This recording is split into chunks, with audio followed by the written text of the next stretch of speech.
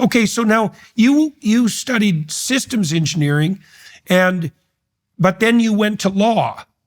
Yes. So after I finished my my university degree, and I did a longer degree, I did a 4-year engineering degree rather than a 3-year one. Where was that? At the University of Sussex, which is on the south coast of England. And, after university, everybody disappears. You all go off to different places, you get different jobs, different parts of the country.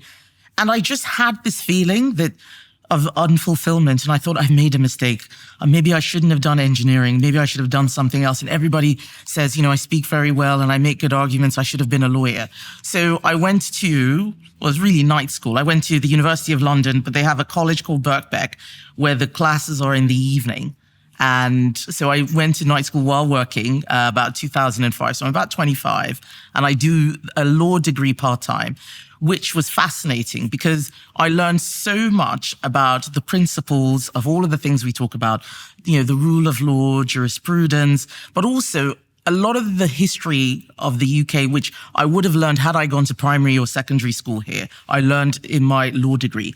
And it was just so amazing. And at the end of it, I thought, I don't want to be a lawyer.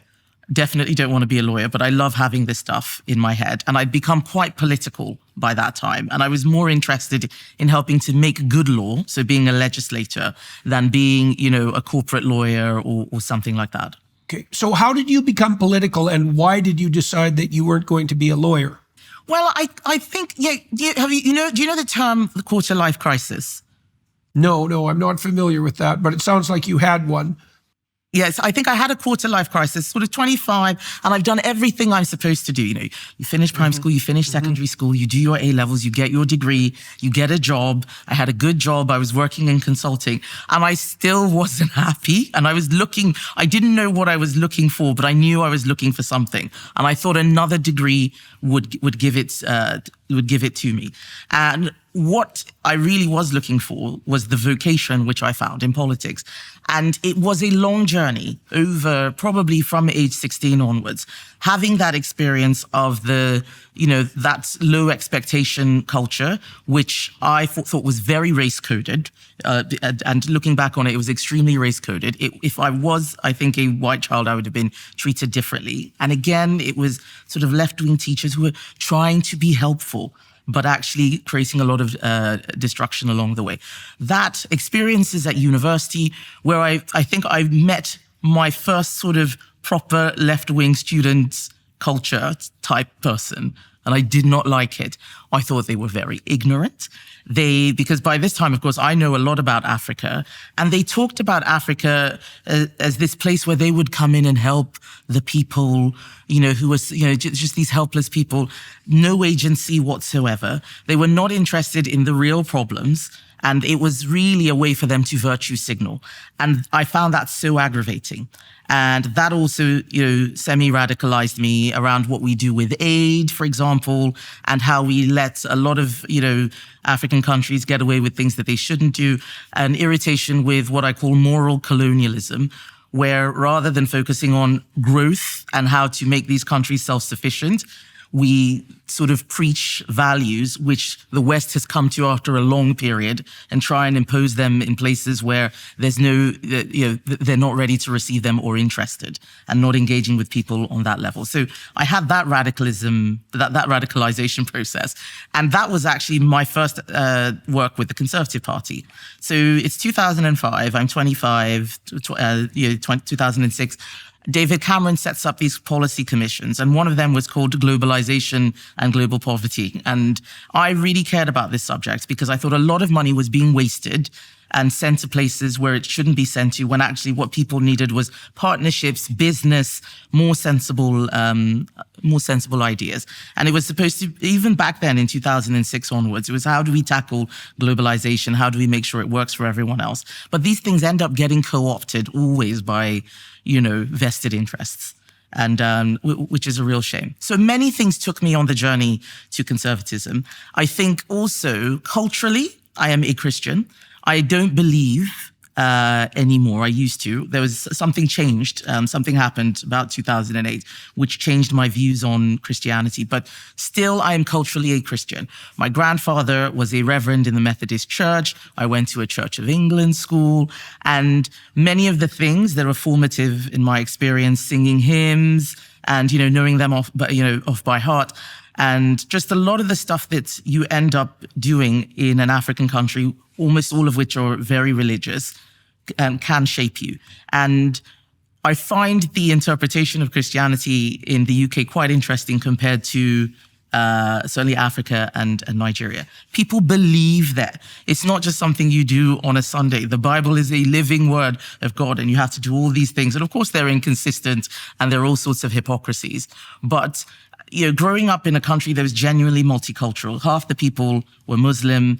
We had both Christian and Muslim prayers in my school. You look at the behaviors and so on. You just get a lot of insight into religion as an aspect of culture. Religion, in my view, is downstream of culture. It's not upstream. And I think people not understanding that is why I have a lot of critiques about the way people speak about religion, Islam in particular, in this country. I don't think they understand it. I think that they miscategorize a lot of people in a way that should not happen. Okay, well, we're definitely going to return to that. And so you're at law school now. You're doing that at night. What are you working? What are you doing as a job during the day? I'm working as a systems analyst for a company that no longer exists. It was called Logica. It was quite big at the time. It was a sort of dot-com boom software company. And it was fine, and I was earning good money and saving. I had enough, earning enough to save for a house deposit. It was okay, but I wasn't there in the, hierarchy of fulfillment. Right. And so you went to law school and part-time, and you found that compelling intellectually, but you also, is that where you ran across your leftist nemesis and first started to understand what the pathologies of postmodernism, that kind of sly Marxism that's a part of that? And why did that strike you so intensely? Like, you tangled that together a little bit in your self-description with that bigotry of low expectations that you encountered with the more leftist teachers. And so that's all percolating, but it sounds to me like there were some actual striking experiences that perhaps you had in law school that politicized you. And it also sounds like your politicization in part was, at least initially, I definitely don't want that. Right. Yes. So very much so. Well, so let's walk through that. So because I'd like to disentangle that. There's the bigotry of low expectations that you described, and that deviation that you had in your academic striving in consequence. And now you're at law school. And what are you seeing among the leftist students there, and why is that raising your hackles? So actually, what I saw started before law school, but I just couldn't define it. It was the stuff that I saw when I was studying engineering with those students. That was the first degree.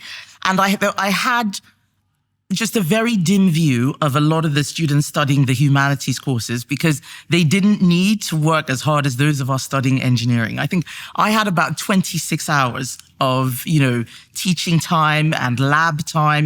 We were in the laboratory all the time. And then you had these people studying arts, and they were all sort of, just messing around all the time. They were acting plays and having lots of fun and going on demonstrations and protests. And I thought, where do they have time for this? And they were all so sort of smug and condescending. So I realized, well, I don't like this. And because I have the self-confidence of growing up in a relatively wealthy family, I don't feel intimidated by them. And I challenge them. I have arguments with them, and they lose and they get angry.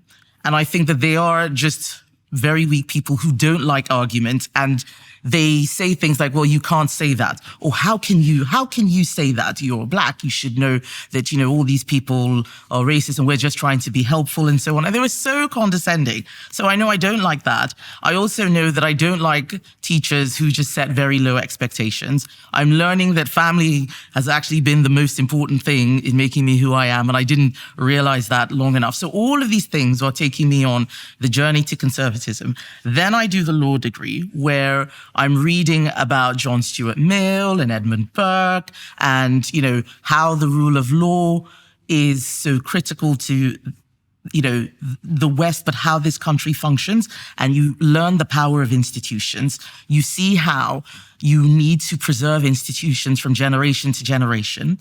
You then compare with what happened during the colonial era, where institutions are brought and, dropped in a place. And so, yes, there's now a common law tradition, but the culture hasn't really changed. And eventually the culture erodes it. So a lot of it is personal experience and observation and lots of arguing. So I loved arguing, loved debating. And I remember when I was in that job working as a systems analysis, there was a lefty French guy who worked with me. And he kept saying, "You are so right-wing, you are so right-wing." And I didn't know enough then. And I said, "No, I'm not right-wing," because right-wing, as I had been taught, was a bad thing. The media and the cultural establishment always used right-wing as a pejorative term. So I would say, "No, I'm not right-wing," but I was. And I remember when I really sat down and read the canon and the text, and you read Hayek and of course Thomas Sowell, who I love very much, I realized, oh my goodness, I'm very right-wing. And I'm proud of that. This is not something to be embarrassed or ashamed about.